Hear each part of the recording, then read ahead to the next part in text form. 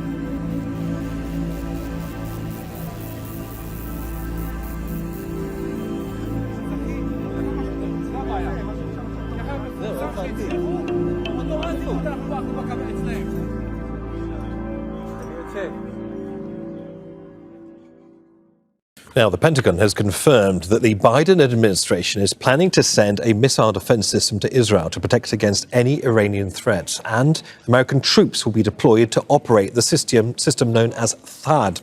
Let's go live now to Mike Hanna, who's in Washington. So, Mike, the Pentagon shedding further light on reports initially made in the US media. What more do we know? Yes, there's been a series of reports in recent days that this is being contemplated, and now it's being confirmed by the Pentagon that a THAAD missile system will be sent to Israel. Now, THAAD stands for Terminal High Altitude Area Defense System. It's a kinetic system in terms of which there are no explosives on the defendant missiles. They use kinetic energy to destroy the incoming missiles.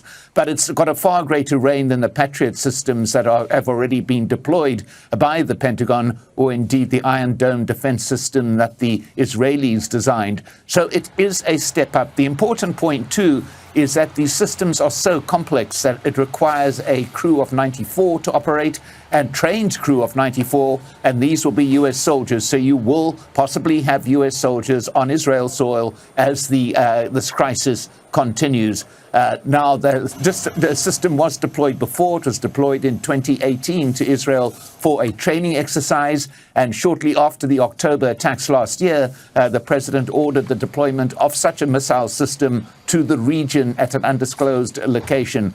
So this is a system being put in place, and it is a significant step up of the U.S. support for Israel as this crisis continues. Yeah, definitely turning up the heat on a region already on edge. Mike Hanna, many thanks for that. Mike Hanna in Washington, D.C. It's the deadliest drone attack Hezbollah has carried out against Israel in over a year. Its target, a military base in the northern city of Ben Yamina that sits between Tel Aviv and the port city of Haifa. Dozens of ambulances and military helicopters were seen evacuating the injured from the army base. 36 injured people arrived. 6 are in serious conditions. Some of the injured are currently undergoing surgery in the operating room. Some were treated in the emergency room and have been transferred to departments for further observation. Images shared on social media show the dining hall at the military facility, with damage to the ceiling. Others show a trail of blood in a corridor. Hezbollah has claimed responsibility for the attack. The Lebanese group says it launched a squadron of drones targeting the Israeli army's Golani brigade. An elite army unit that's been at the forefront of Israel's wars in Gaza, the occupied West Bank, and Lebanon. And now, questions among the Israeli security establishment as to how this drone went undetected and bypassed all air defense sensors. Advantage of using drones is that they are very small, they fly very low. They're not detected by systems that are designed for rockets or missiles, such as Iron Dome or Patriot or Arrow. So it's a little bit of a surprise to me that we haven't seen this sort of thing before. The attack came hours after Israeli Defense Minister Yoav Gallant entered the Lebanese territory on Sunday, saying Israel will never allow Hezbollah to reestablish its presence along the border and will continue to attack all across Lebanon until that goal is achieved.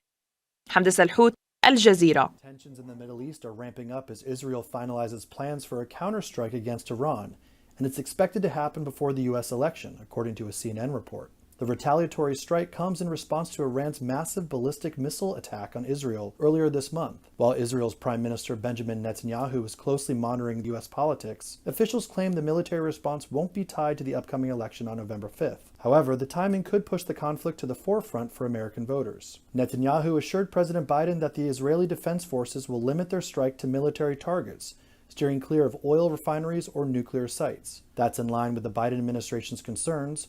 Washington has warned that hitting those locations could trigger an all-out war across the region. Israel is under pressure from neighboring Middle Eastern countries too, as they fear targeting Iran's oil fields could lead to surging oil prices, something that could complicate Vice President Kamala Harris's election bid, as higher gas prices tend to reflect poorly on the party in power. Meanwhile, the humanitarian crisis in Gaza is becoming a hot-button issue among young Democratic voters. According to the Hamas-run Gaza Health Ministry, around 42,000 Palestinians have died over the past year. However, the numbers don't distinguish between civilians and militants, fueling the political debate. With mounting pressure from within the Democratic Party, Secretary of State Anthony Blinken and Defense Secretary Lloyd Austin recently penned a letter warning that U.S. military aid to Israel could be paused if humanitarian aid to Gaza isn't increased. But notably, neither President Biden nor Vice President Harris signed that letter.